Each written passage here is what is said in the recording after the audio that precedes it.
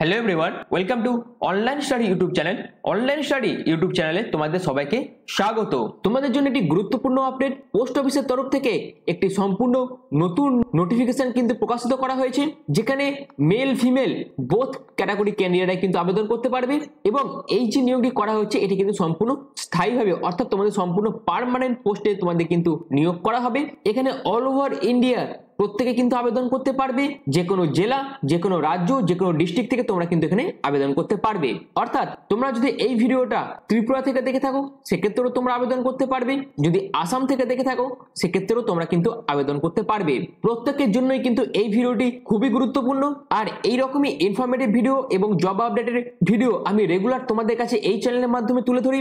আর এই রকমই আপডেট প্রতিনিয়ত পাওয়ার জন্য অবশ্যই তোমরা চ্যানেলটিকে সাবস্ক্রাইব করে পাশে থাকা বেল আইকনটা অবশ্যই অল করে রেখে দিও। তো চলো বিস্তারিত খুঁটিনাটি যাবতীয় তথ্য নিয়ে মূল ভিডিওতে চলে যাচ্ছি। তো এই পিডিএফটা ওপেন করে নিয়েছি, তোমরা দেখতেই পাচ্ছ এখানে তোমাদের পিও আরএমএস পোস্টে কিন্তু নিয়োগ করা হচ্ছে। অর্থাৎ একদম লেটেস্ট আপডেট তোমাদের কাছে আমি এই ভিডিওর মাধ্যমে প্রোভাইড করছি। তার জন্য তোমরা পুরো ভিডিওটা প্রথম থেকে শেষ পর্যন্ত কন্টিনিউ দেখো, পুরো কমপ্লিট ইনফরমেশন তোমরা কিন্তু এই ভিডিওর মাধ্যমে পেয়ে যাবে।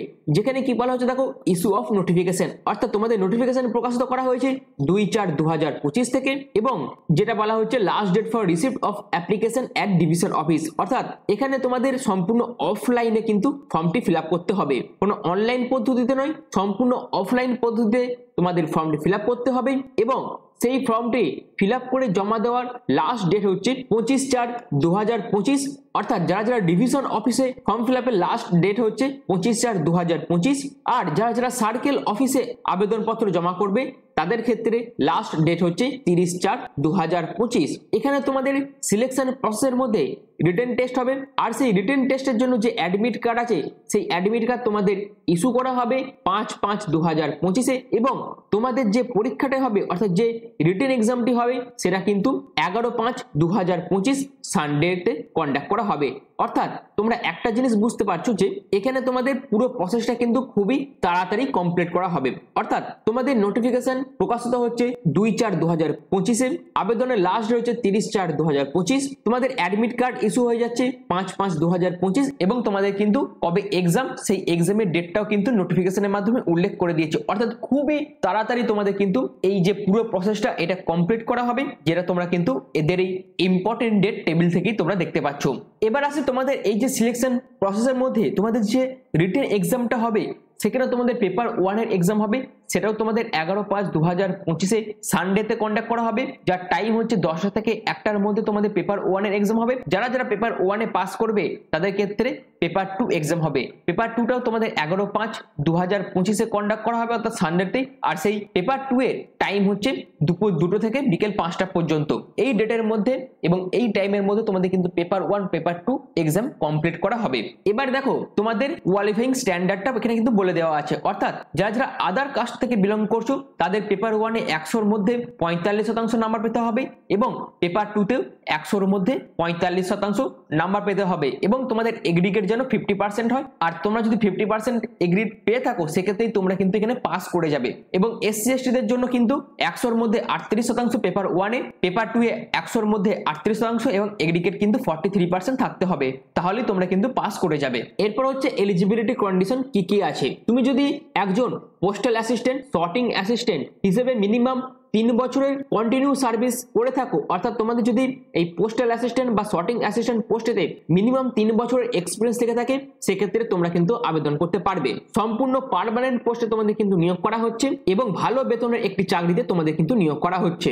এবার তোমাদের মনে একটা কোশ্চেন জাগবে যে এই পিও আরএমএস পোস্টের জন্য তোমাদের বেতন কত টাকা থাকবে। তোমাদের এই পিও আরএমএস পোস্টের জন্য প্রতি মাসে 40,000 টাকা থেকে 50,000 টাকা কিন্তু তোমরা স্টার্টিং এ বেতন পেয়ে যাবে। অর্থাৎ খুব ভালো বেতন তোমরা কিন্তু পেয়ে যাবে সিলেকশন হওয়ার পর। এবার চলো তোমরা কিভাবে ফর্মটা ফিল আপ করবে, অর্থাৎ অ্যাপ্লিকেশন ফর্মটা তোমরা কিভাবে ফিল আপ করবে সেটা এবার তোমরা দেখে নাও। অ্যাপ্লিকেশন ফর্মটা তোমরা কিন্তু এদের অফিসিয়াল নোটিফিকেশন থেকেই ডাউনলোড করতে পারবে, যেখানে সবাইকার প্রথমে 2 copy recent passport size photograph তোমাদের এখানে অ্যাটাচ করতে হবে।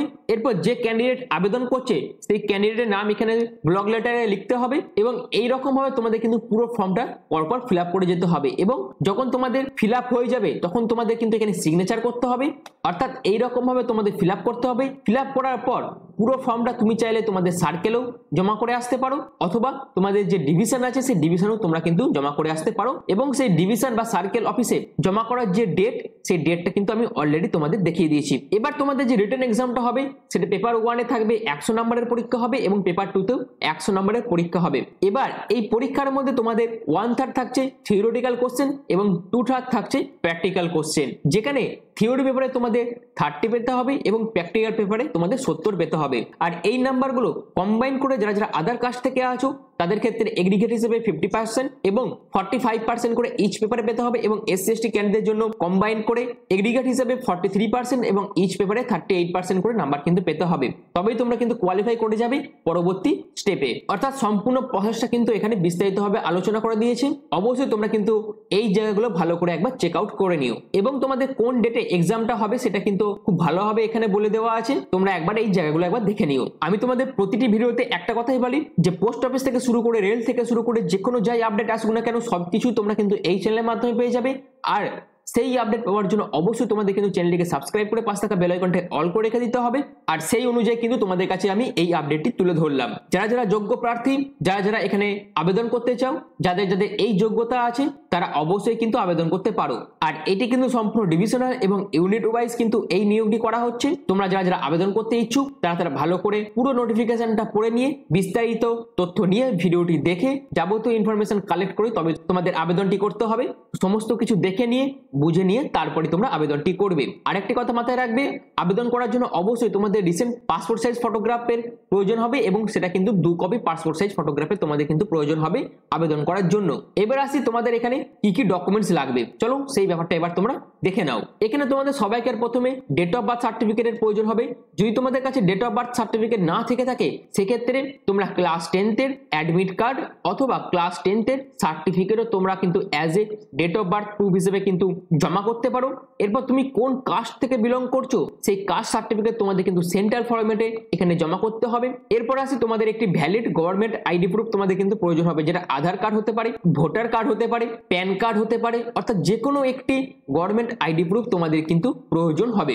এবং এরপর তোমার এডুকেশনাল কোয়ালিফিকেশনের মার্কশিট এবং সার্টিফিকেটের প্রয়োজন হবে, এবং তোমাদের এক্সপিরিয়েন্সের সার্টিফিকেটের প্রয়োজন হবে, এবং তোমার 2 কপি রিসেন্ট পাসপোর্ট সাইজ ফটোগ্রাফের কিন্তু প্রয়োজন হবে।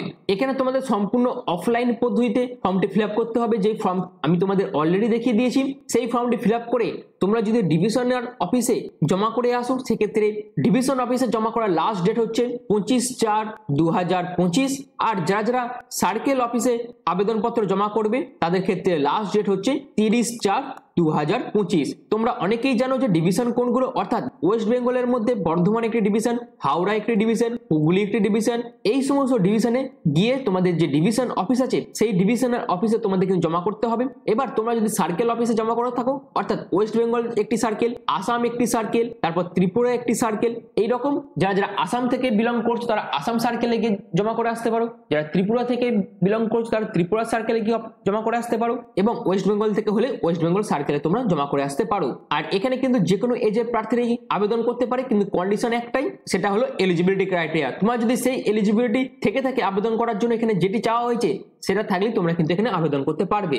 বাদবাকি যে কোনো আপডেট সবার আগে পাওয়ার জন্য অবশ্যই তোমরা চ্যানেলটিকে সাবস্ক্রাইব করে পাশে থাকা বেল আইকনটি অল করে রেখে দিও, কারণ এই চ্যানেলের মাধ্যমে তোমরা বিভিন্ন ধরনের জব আপডেটের পাশাপাশি বিভিন্ন ধরনের ইনফরমেটিভ ভিডিওর আপডেটগুলো তোমরা এই চ্যানেলের মাধ্যমে পেয়ে যাও। তার জন্যই অবশ্যই তোমরা কিন্তু চ্যানেলটিকে সাবস্ক্রাইব করে পাশে থাকা বেল আইকনটা অবশ্যই অল করে রেখে দিও।